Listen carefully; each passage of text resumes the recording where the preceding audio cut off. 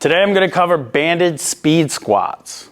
We're going to be using what's called accommodating resistance via resistance bands to help us build strength and speed in our barbell back squat. Really simply put, we would use this when we have a tougher time generating speed on the way up, or we're used to squatting very slowly, and as the weights get heavier, we need to think to squat as fast as we can, as hard as we can. If you're seeing this in your program, it's probably because you're very slow in your squat pattern and we're trying to help you generate some speed. What the band does and what accommodating resistance means is that at a certain point, the weight is going to be heavier.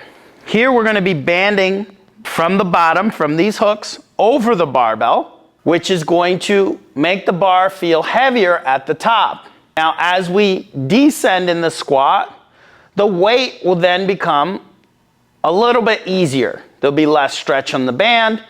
It won't be as tough at the bottom of the squat. But as we start to speed up out of the hole and drive up out of the squat, we'll start to feel that resistance accommodate and get tougher as we go up towards the top. What this is going to do is create a stretch-like reflex at the bottom of the squat pattern and help us generate more force coming up when the weight is lighter to then get used to heavier squats in that strength curve where when we start to squat with heavier weight, when we come up, we start to really slow down and lose speed. The way we're going to set this up is really simple. You're going to take a band, place one around the hook, and on the inside of the weight, right around the collar of the barbell, we're going to hook it around the barbell itself, and then stretch that band all the way down, just like so. One end on the hook, over the barbell on the collar, and then back on the hook. Once we got both bands hooked, we're ready to go. It's important to note that you want to add weight and warm up with weight, lighter weights, before adding the band. I'll prescribe what weight you're going to be using, but don't warm up with just the barbell and the bands. It's going to be really wonky and unstable. Adding weight to the barbell before adding the bands is going to create a stable pattern. Also give you time to warm up so that way you're not going from 0 to 100. Once you're banded up, we're just going to apply this very simply.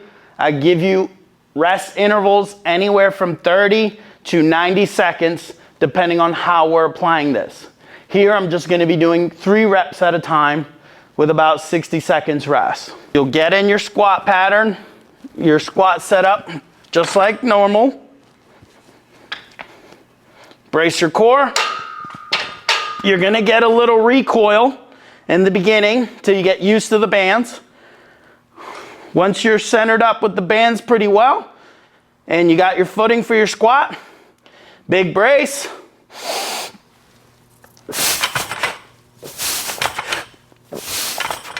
I'm trying to generate that force on the way up as fast as possible.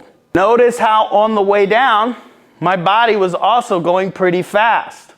This is because the stretch of the band is pulling me down into the bottom of the squat, and then I'm using all my strength to react and generate force out of the squat.